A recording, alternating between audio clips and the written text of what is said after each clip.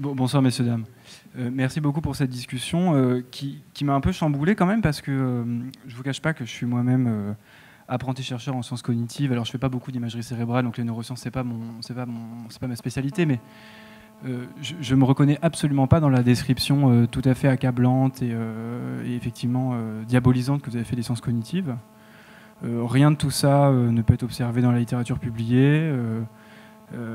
Les neurosciences ne sont pas du tout un projet politique de prescription aux policymakers de telle ou telle manière de piloter l'éducation des enfants. C'est une entreprise descriptive comme n'importe quelle science, d'accumulation de données. Ensuite, c'est aux institutions, au gouvernement de faire ce qu'ils en veulent au niveau pratique, au niveau des politiques publiques. Mais donc c'est avant tout une entreprise purement descriptive, construite et on va dire contrôlée en permanence par le système du peer reviewing et par l'argumentation contradictoire. Il ne s'agit pas de dire que la science fonctionne toujours parfaitement, idéalement, à l'image de l'idée platonicienne qu'on pourrait s'en faire. Évidemment que parfois il y a des travaux de qualité médiocre qui peuvent arriver à être sortis et c'est regrettable, mais c'est uniquement par le processus d'autocorrection de la science elle-même qu'on peut arriver à remédier à ça. Donc, je ne vois pas très bien, je comprends pas du tout je suis pas très convaincu d'un point de vue épistémologique par désolé, j'ai employé des grands mots, hein, mais c'est le vocabulaire qu'on a l'habitude d'utiliser quand on parle de science. Je suis pas très convaincu par la critique un peu accablante que vous en faites. Voilà, ça ressemble absolument pas à ce que je connais au quotidien, par exemple au département d'études cognitives de l'ENS ou à Paris 6, où on a des programmes de licence au master qui enseignent les étudiants ces disciplines. Je vous invite à aller par exemple au Forum des sciences cognitives en avril, où vous découvrirez un tout autre visage de ces sciences. Voilà. Enfin, je sors de cette discussion avec vraiment un parfum d'impression de désinformation et de déception que je trouve assez regrettable. Et voilà, je pense que ce qu'on fait mérite mieux que ça. Merci. Je pense que nul autour de cette table n'a...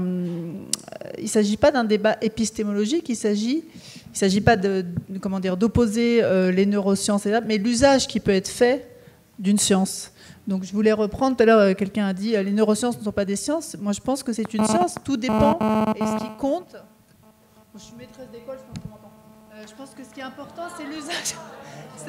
C'est l'usage qu'on en fait, c'est-à-dire, et je pense que justement tous les gens qui sont là, il faut au contraire se bagarrer pour qu'on ne nous oppose pas les uns les autres. J'entends tous les jours, oui, alors il y a un tel qui a été dans un CMP de psychanalyste, alors évidemment il est autiste, mais bon, les psys ils ont dit que c'était un problème de mère-enfant, alors que voilà.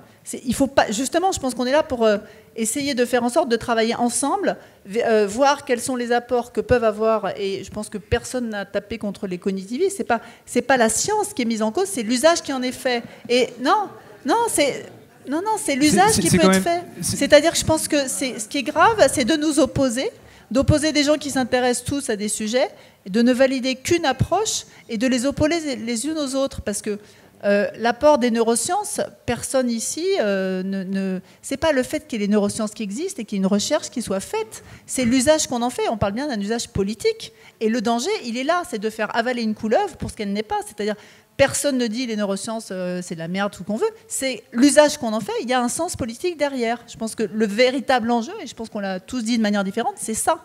Et qu'il ne faut pas être manipulé, d'une part sans le savoir, ou tout au moins sans être consentant. Là, on rejoint un débat sur le consentement qui est très d'actualité, mais il faut savoir qu'on est partie prenante d'un débat autour de l'éducation et que chaque approche a sa valeur, son intérêt, mais qu'il ne peut pas y être réduit. Je pense que tout l'enjeu est là.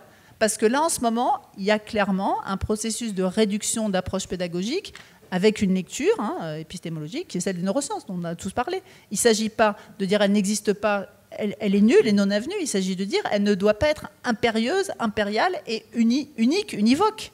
D'accord. Le problème, il est là. Enfin, en tout cas, en ce qui me concerne, c'est très clair. Moi, Mais par contre, ce que je vois, c'est qu'il y a une espèce de... Alors, j'ai pris quelques notes tout à l'heure, je suis désolée, voilà, mais il y a quelque chose qui a été dit sur Sophie Rabi. Je ne pense pas qu'il s'agit de se demander s'il faut encore instruire les enfants. Il s'agit de se poser la question d'une société qui est celle d'aujourd'hui. À partir du moment où il y a je vais être un peu marseillaise, enfin, je vais exagérer volontairement, schématique. À partir du moment où on détruit l'école publique, c'est-à-dire qu'on lui donne plus de moyens. Personne ne vous oblige à caricaturer les choses. Hein. Si vous faites un homme de paille de toutes les c'est une positions que vous déformation attaquez, vous sortez professionnelle. forcément gagnante. Non, ce que je veux dire, c'est que si on détruit l'école publique en lui donnant moins de moyens, en détruisant la formation des enseignants, on arrive à un moment de société où, en effet, l'école, pour aller vite, n'est pas bonne. À partir du moment où l'école n'est pas bonne, on peut dire il faut des écoles alternatives, il faut des écoles privées. Je pense qu'il y a un choix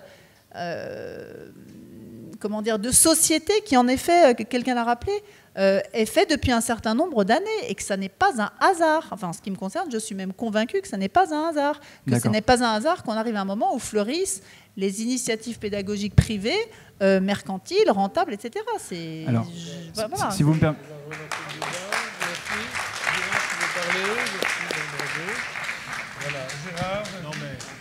Si vous me permettez juste de répondre, madame, à votre réponse, juste un mot. Elle-même très pertinente. Juste un mot à propos du cognitivisme. Le cognitivisme et la neuroscience, ce n'est pas la même chose. Le cognitivisme étudie des processus. C'est toujours intéressant au service de l'éducation d'étudier de tels processus. Donc, ça, c'est une chose. Et Dehaene, en principe, est dans un laboratoire de cognitivisme. Mais il se réclame, il n'y a qu'à lire son livre, presque à toutes les pages des neurosciences. Or, quel est le résultat? Il a publié dans Nature, c'est quand même quelque chose. Vous laissez-moi terminer, après vous pourrez reprendre la parole si vous voulez. Quel est le résultat? C'est que si c'est pour des raisons neurodéveloppementales, comme c'est dit dans la pétition qu'il a signée, et génétiques, que les enfants ont des problèmes, le résultat, c'est qu'il n'y a plus qu'à leur donner des médicaments. Le résultat, c'est 6 millions d'enfants sous Ritaline aux USA. Est-ce que vous voulez la même chose en France? Absolument pas, monsieur. Absolument pas. Mais vous faites une confusion qui est très fréquente, qui est de confondre la science comme entreprise d'accumulation de connaissances descriptives et les usages qu'on peut en faire, politiques, institutionnels, médicaux, sanitaires par ailleurs. Il n'y a pas de lien d'implication entre les deux. Ce sont des choses qui sont logiquement indépendantes. Mais c'est bien ce que l'on se tue à dénoncer. Il y a des neuroscientifiques d'extrême gauche, rassurez-vous, qui sont même aussi conspirationnistes que vous, il en existe. Donc non. Ne croyez pas qu'il y a de lien politique entre la description scientifique et ce qu'on va vouloir faire avaler aux patients ou pas. Ouais. En tout cas, madame, je salue votre volonté de rattraper un peu la fin de la discussion en disant que vous n'avez pas voulu exagérer faire un homme de paille excessif des sciences cognitives. C'est une intention louable moralement, mais c'est pas tout à fait juste. Je veux dire, vous amalgamez non seulement sciences cognitives et neurosciences avec non seulement les neurosciences, mais aussi les sciences cognitives en général avec l'eugénisme. C'est quand même assez bas, quoi. Je veux dire, taper au point Godwin dans une discussion qui se veut un peu scientifique et épistémologique, en amalgamant comme ça la Shoah, le nazisme et le darwinisme social avec les sciences les plus récentes, c'est quand même, désolé, vous tapez un peu en dessous de la ceinture, là, quand même. Dites, par rapport à ce que vous dites, j'ai introduit le signifiant de réductionnisme dans mon intervention par rapport à ça.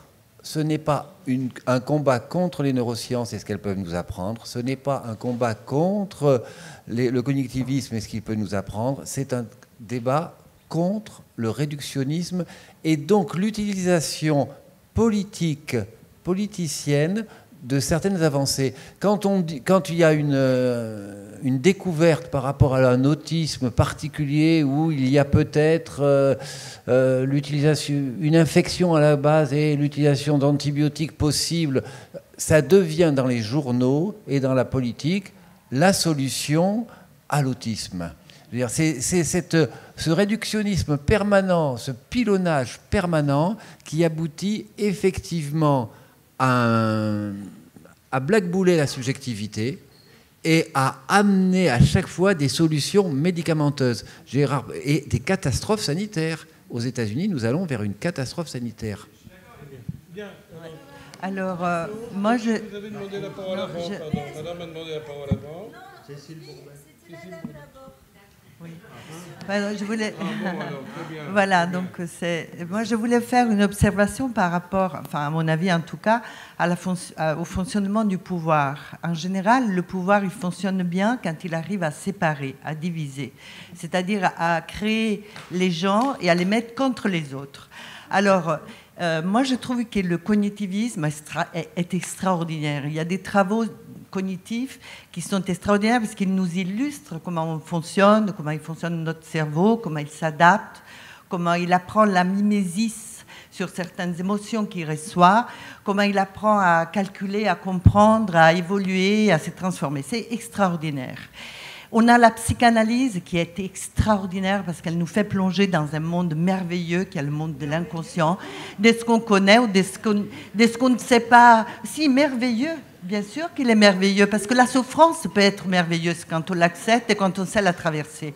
Donc la psychanalyse est merveilleuse. Mais on n'est pas capable de le comprendre parce qu'on est en guerre contre nous-mêmes, comme on est en guerre contre les sciences, comme on est en guerre contre la sociologie, contre la philosophie, contre l'éducation, etc., etc. Et que cette guerre, elle est menée, enfin nous l'entretenons et nous continuons à l'entretenir parce qu'on n'est pas capable de donner une réponse beaucoup plus grande et beaucoup plus intéressante qui est la question de qui on est en tant que personne agissante, responsable, capable de comprendre une pensée complexe, capable de se mesurer aux données extraordinaires et extrêmement engageantes d'une pensée complexe et à reconquérir ces terrains. Et on est en train de s'acheminer, de lutter, de envoyer des couteaux, à se faire du mal, alors que c'est pas cela, c'est pas le cognitivisme qui est un problème, ou les neurosciences par ailleurs quelque part, mais c'est plutôt l'emploi de cela par le pouvoir. Voilà. Alors pourquoi? Ben justement, alors pourquoi ça paraît, voilà, c'est complètement, on dirait presque banal, mais voilà ce qui se passe. On a Sophie Rabi qui est tirée sur la table n'importe comment et par les cheveux, alors que c'est une poche de résistance extraordinaire dans une pensée dominante et qui amène un savoir-faire avec l'écologie, l'enseignement, comment sont nos enfants, pourquoi on les questionne encore sur l'importance d'une abeille, d'une fleur, d'une saveur, d'un goût. Et hop, elle est balancée à côté du n'importe quoi, du n'importe comment. Voilà le réductivisme. Bien sûr que si on continue à penser comme ça, on s'étirera des couteaux les uns contre les autres. Et qui gagne dans tout cela? Eh bien, c'est un pouvoir qui nous massacre, qui nous remplit de médicaments, qui nous remplit de mensonges, qui nous rend esclaves. Alors, une autre pensée, s'il vous plaît, une autre manière de collaborer ensemble et d'inventer un nouveau monde. Oui, il est possible, j'y crois. Voilà. Bien. Alors, il y a quelques interventions au premier rang. Merci beaucoup. Donc, vous voulez prendre la parole? Allez-y, c'est à vous. Oui, moi je voulais simplement apporter un témoignage personnel. J'ai fait une thèse de psychologie cognitive. Et j'ai longtemps cru qu'il n'y avait pas de lien entre la recherche fondamentale et la pratique clinique, donc en psychologie. Et j'ai longtemps cru ça, en effet, sauf que je crois qu'en fait, cette croyance, c'est un choix politique, là aussi. Parce qu'en réalité, comment est-ce qu'on construit la formation des psychologues? On la construit à l'université. Et ce sont les enseignants-chercheurs qui la construisent. Et qui est-ce qui décide de ce qui est suffisamment scientifique pour être transmis aux psychologues?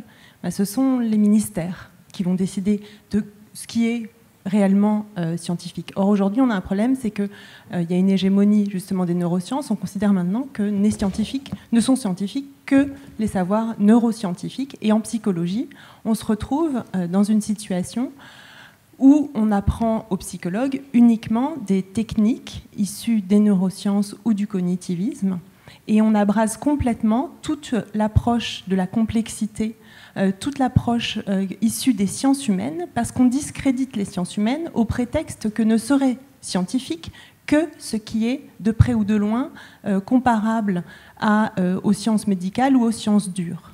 Donc effectivement, dans cette perspective-là, c'est compliqué de parler de la singularité humaine et de comprendre qu'il peut y avoir des recherches et qu'il peut y avoir du savoir qui se construit, mais qui n'est pas un savoir généralisable ni standardisable, et que les sciences humaines ont un savoir à apporter sur l'être humain, et que, en effet, ce ne sont pas forcément des savoirs en compétition avec les savoirs cognitivistes ou issus des neurosciences, mais le problème, c'est qu'aujourd'hui, les neurosciences tendent à évacuer, et en tout cas, moi, je peux témoigner de ce que, dans la formation des psychologues aujourd'hui, à l'université, il n'y a plus de place pour les approches issues des sciences humaines et pour les approches issues de la psychanalyse.